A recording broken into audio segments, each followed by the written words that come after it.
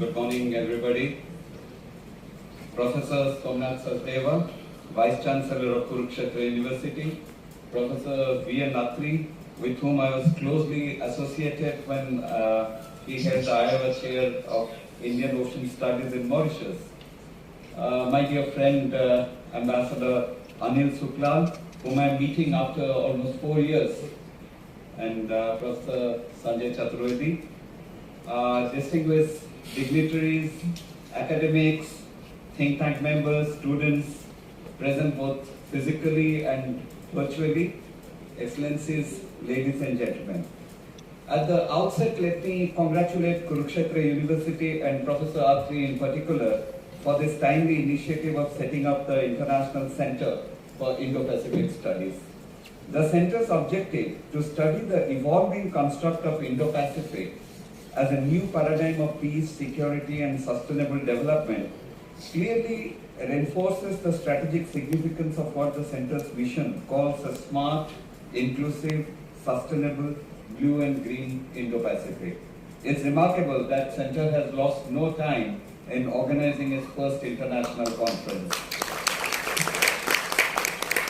Well, the concept of Indo-Pacific may have surfaced formally in recent years, yet it has always been on the table since the Quadrilateral Security Initiative or Quad came about in 2007.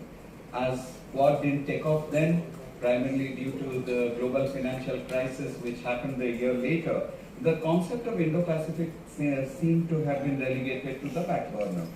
But when Shinzo Abe articulated the idea in his famous Confluence of the Two Seas address, it did catch the attention of several stakeholders in the region.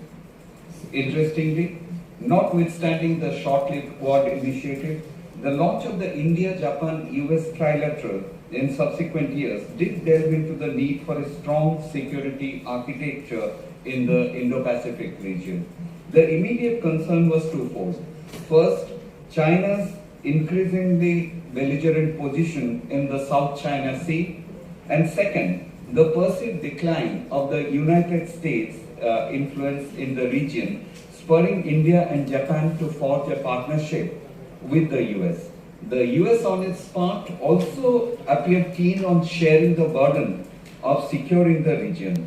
Although securing the Indo-Pacific figured prominently in the trilateral deliberations, there was a clear hesitation in spelling out the specifics in the public domain, lest the trilateral was perceived as a security construct directed against a third country.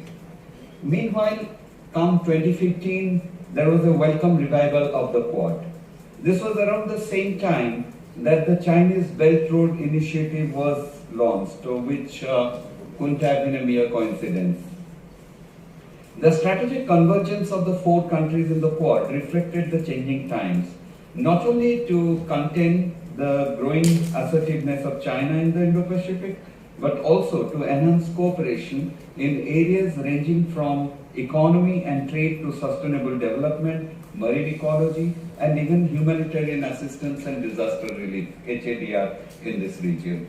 A new dimension perceived as a potential game changer was the progressive transition from bilateral to quadrilateral military exercises among the Quad partners.